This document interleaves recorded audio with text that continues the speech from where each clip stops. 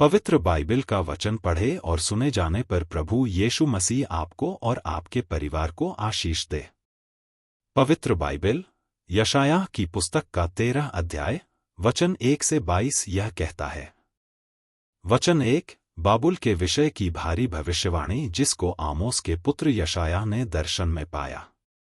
वचन 2 मुंडे पहाड़ पर एक झंडा खड़ा करो, हाथ से सैन करो और उनसे ऊंचे स्वर से पुकारो कि वे सरदारों के फाटकों में प्रवेश करें। वचन 3 मैंने स्वयं अपने पवित्र किए हुओं को आज्ञा दी है, मैंने अपने क्रोध के लिए अपने वीरों को बुलाया है जो मेरे प्रताप के कारण प्रसन्न है। वचन 4 पहाड़ों पर एक बड़ी भीड़ का सा कोलाहल हो रहा है, मानो एक बड़ी फौज की हलचल हो। राज्य राज्य की इकट्ठी की हुई जातियां हलचल मचा रही हैं। सेनाओं का यहोवा युद्ध के लिए अपनी सेना इकट्ठी कर रहा है। वचन 5 वे दूर देश से, आकाश के छोर से आए हैं। हाँ, यहोवा अपने क्रोध के हथियारों समेत सारे देश को नाश करने के लिए आया है।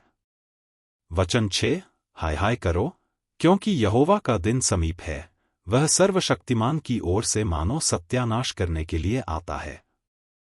वचन 7 इस कारण सब के हाथ ढीले पड़ेंगे और हर एक मनुष्य का हृदय पिघल जाएगा। वचन 8 और वे घबरा जाएंगे, उनको पीड़ा और शोक होगा, उनको जच्चा की सी पीड़ाएं उठेंगी। वे चकित होकर एक दूसरे को ताकेंगे, उनके मुंह जल जाएंगे। वचन 9 देखो, यहोवा का वह दिन रोष और क्रोध और निर्दयता के साथ आता है कि वह पृथ्वी को उजाड़ डाले और पापियों को उसमें से नाश करे। वचन 10 क्योंकि आकाश के तारागण और बड़े बड़े नक्षत्र अपना प्रकाश न देंगे और सूर्य उदय होते होते अंधेरा हो जाएगा और चंद्रमा अपना प्रकाश न देगा। वचन 11 मैं जगत के लोगों को उनकी बुराई के कारण और दुष्टों को उनके अधर्म का दंड दूंगा, मैं अभिमानियों के अभिमान को नाश करूंगा और उपद्रव करने वालों के घमंड को तोड़ूंगा। वचन 12 मैं मनुष्य को कुंदन से और आदमी को ओपीर के सोने से भी अधिक महंगा करूंगा। वचन 13 इसलिए मैं आकाश को कंपाऊंगा और पृथ्वी अपने स्थान से टल जाएगी, यह सेनाओं के यहोवा के रोष के कारण और उसके भड़के हुए क्रोध के दिन होगा।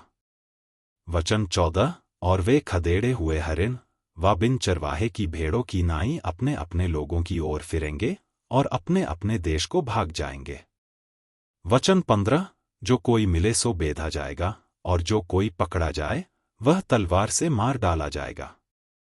वचन 16 उनके बाल बच्चे उनके सामने पटक दिए जाएंगे और उनके घर लूटे जाएंगे और उनकी स्त्रियां भ्रष्ट की जाएंगी।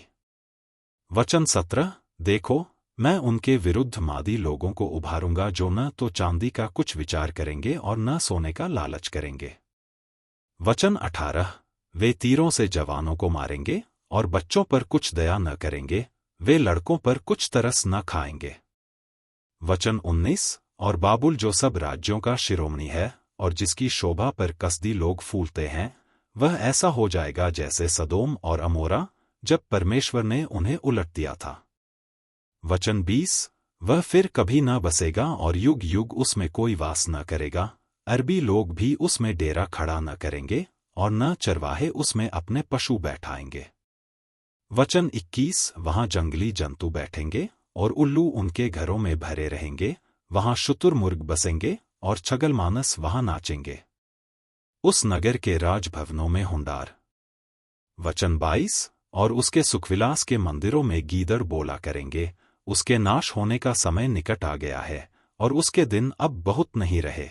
यदि आप विश्वास करते हैं तो यह वचन सभी विश्वासियों को भेजें और इस चैनल को प्रभु यीशु मसीह के नाम से सब्सक्राइब करें और आशीष प्राप्त करें। धन्यवाद।